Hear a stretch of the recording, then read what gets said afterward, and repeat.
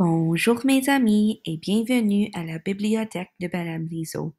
Aujourd'hui, on va lire Je lis avec Mademoiselle Nancy, le 100e jour d'école par Jane O'Connor.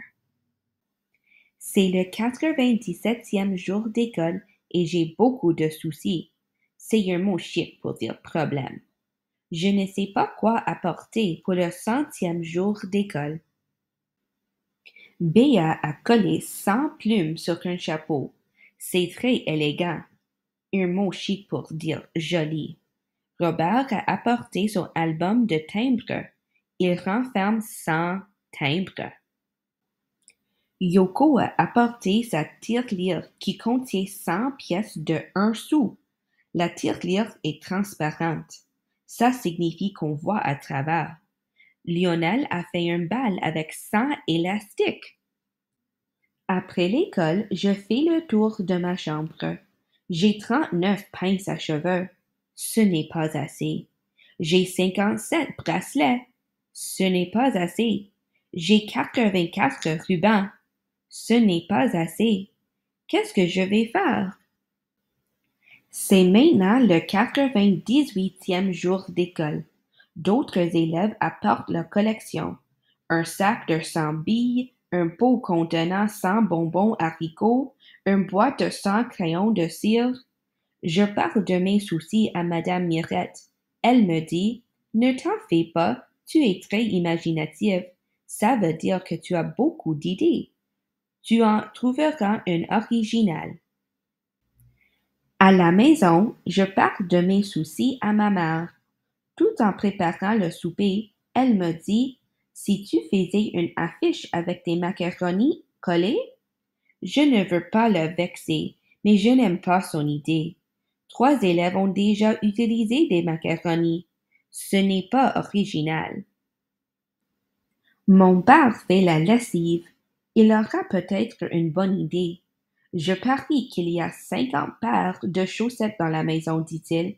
Ça fait 100 chaussettes. Je ne veux pas le vexer, mais je n'aime pas trop les chaussettes. Je cherche une idée chic et originale. Je continue à chercher une idée après le souper. Soudain, j'entends ma sœur pleurer. Regarde, dit-elle en dessinant le bocal de Ruby. Ruby est son poisson rouge. Il ne bouge pas. On enterre Ruby dans notre cour. Toute la famille est triste, même Coquette. Je suis contente que les chiens vivent longtemps. On décore la tombe de Ruby avec des cailloux de son bocal. Je dis à ma sœur, on se souviendra de Ruby avec affection. Avec affection, ça veut dire avec tendresse. Le lendemain, j'écris un poème. Ruby aimait la natation. Il a eu une longue vie de poisson. Il nageait jour et nuit. Il était svelte et très joli. On ne pouvait pas le câliner, mais on l'aimait sans compter. Madame Mirette aime beaucoup mon poème. Elle le lit à toute la classe. Nancy a utilisé de jolis mots.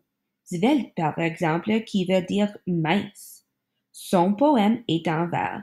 Les phrases riment. À la maison, c'est triste de voir le bocal de Ruby vide.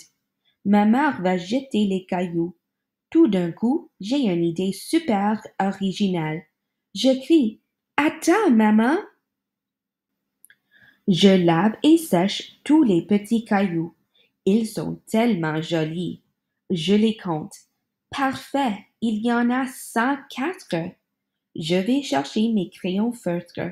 Je prends une feuille de papier immense. Ça veut dire très, très grande. Je vais faire une affiche.